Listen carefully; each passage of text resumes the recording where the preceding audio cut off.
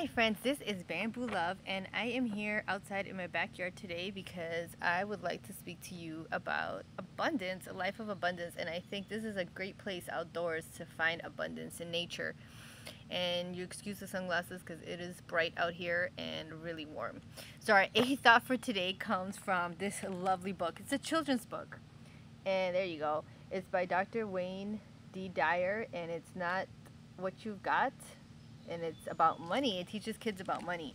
And I love this book because I think this book taught me a lot of the things that I needed to understand about money and in a very simple way that I can understand. And the A thought is number 8 in the book.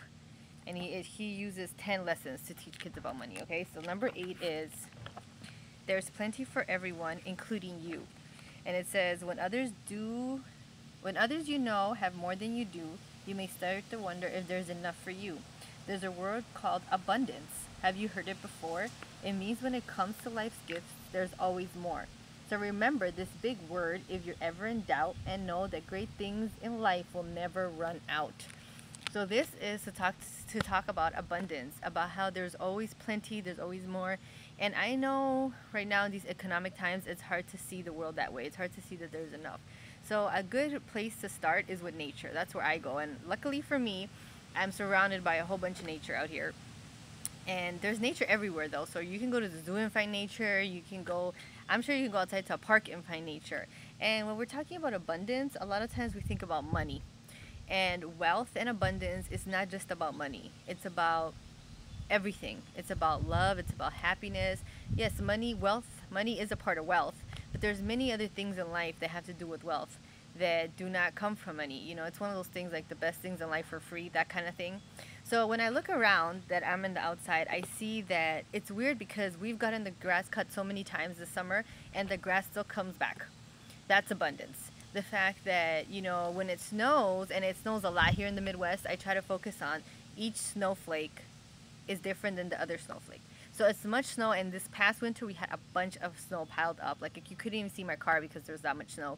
And I kept trying to say to myself, okay, you know, when you're shoveling it, you start getting aggravated about the abundance. But I was telling, you know, my friend, hey, you know, if this much money was falling from the sky, would we really be upset and we were shoveling it? Would we really be complaining about all the money we were having to shovel? Probably not.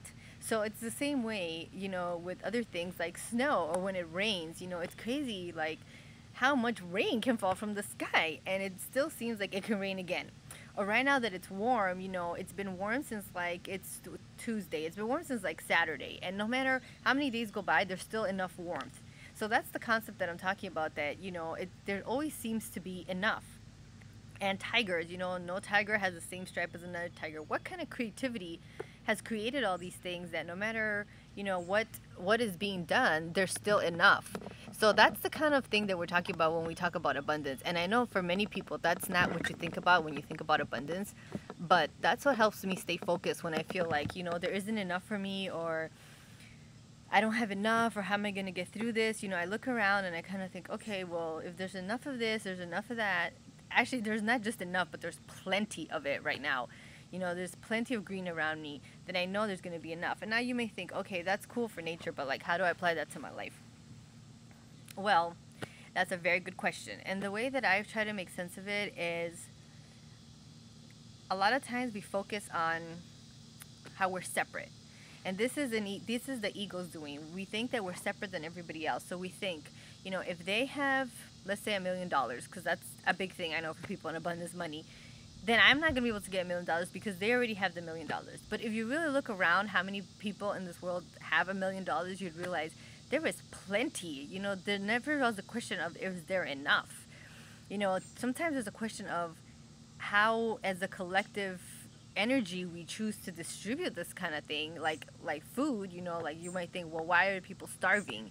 You know, I think that has to do more so with our energy and our consciousness and how we choose certain things in life, than more so to do with whether or not the universe has enough to give you. And of course, you know, when you see a homeless person on the street, like I grew up in Toronto, and we used to see these homeless people on the street, and one of the things that you would always have to have is compassion. You know, you don't go to the homeless person on the street and say, hey, you know, the universe has enough. No, you know, that's just not the way it works. What that person needs at that time is compassion. You know, they need food, they're probably hungry, or they need some kind of resources, you know what I'm saying? So you start where the person's at. If the person is, that's where the level's at, then that's where you start with them, and then you move toward the concept of abundance. But if you're watching this video right now, I'm gonna guess that some part of you is already awakening to this idea of living a better life. You probably read some books already. You probably have heard this word abundance, law of attraction. So I'm thinking that's where I'm going with this. But if you haven't, then like I said, start with nature, and then you're gonna start moving to other aspects of your life. And like I said, the separateness is what makes us think that it's not possible for us. And also look at your life and see what you have in your life, and see if you have everything in your life that you would need at this very moment. Because that's another thing. We think about what we didn't have, and again, this is the ego, and we think about what we want to have and how we don't have it. But what we need to be focused on is right now. Do we have everything right now that we need to have right now? And I guarantee you that in every instance of your life, at this very moment, which is all that exists, you have everything you need and you have everything you want. Like for me right now, as I'm sitting talking to you, I realize there's nothing that I'm lacking right now. I'm sitting, I'm speaking, I have green around me. I could be sitting here thinking many and one thoughts about what I'm doing, like, oh, is anybody gonna like this video, or is nobody gonna I don't know, whatever. But I'm really not. I'm just enjoying the moment. I'm thinking about how cool it is to just be able to sit here, and be able to talk to you through my Mac camera.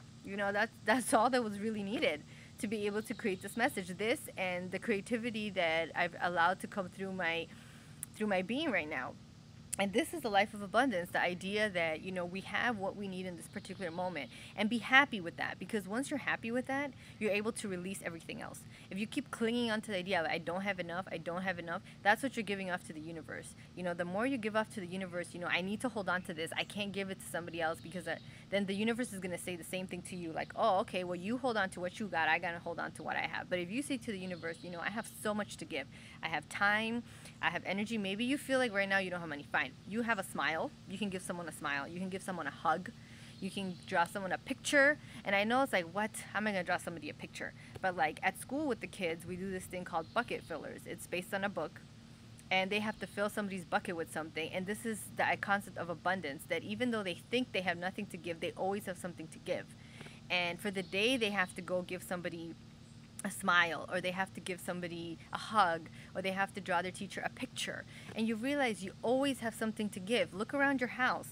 Maybe there's one piece of clothing that you haven't worn for a long time. Let it go. Give it to somebody else who might need it, and you'd be surprised how you start feeling about your life when you start releasing things. And this is the concept of abundance, that there's always enough if we choose to realize that at this very moment we have everything we've ever needed, and that the universe is constantly providing us what we need in that particular moment. And once we release those things, then we can move on. And I guarantee you those other things that you want in life are going to begin to manifest once you start practicing this concept of there's always enough.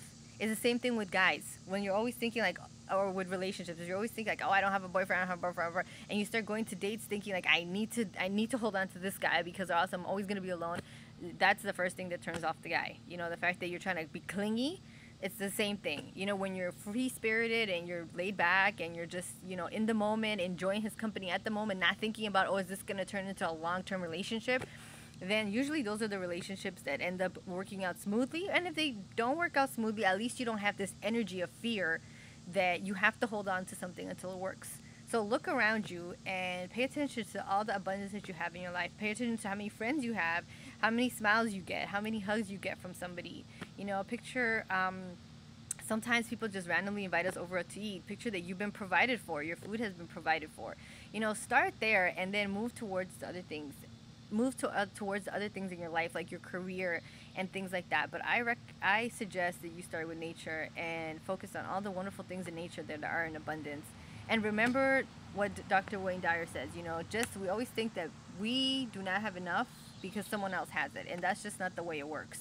That comes from the ego allowing you to believe, or making you believe, that you are separate than somebody else. But it's all one big thing. We're all connected. It's a oneness. Experience the universe. Choose today to live a life of abundance. Start today, because the day you start living a life of abundance, you're going to start loving your life. This is Bamboo Love coming to you from this beautiful green backyard of mine. Live life and create.